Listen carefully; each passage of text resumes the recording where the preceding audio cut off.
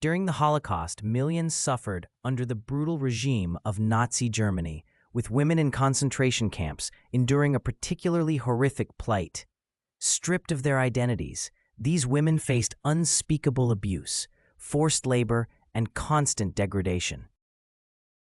Upon arrival at the camps, they were dehumanized, their heads shaved, and their arms tattooed with identification numbers, erasing all traces of their former selves.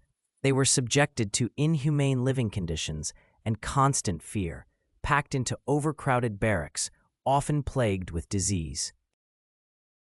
Women endured exhausting labor with barely any food or water.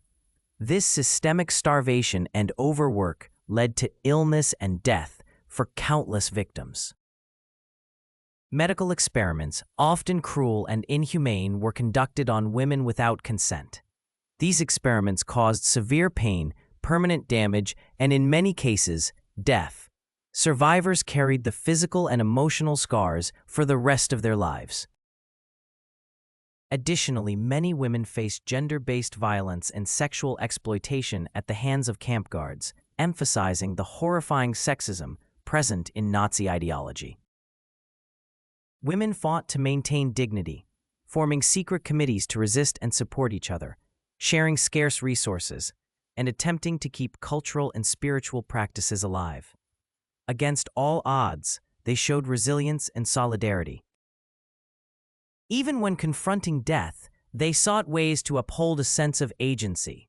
This history needs to be told and retold, not only to honor the victims, but to ensure such horrors are never repeated. It's a stark reminder of the depths of cruelty humans can reach and the extraordinary strength needed to resist and endure.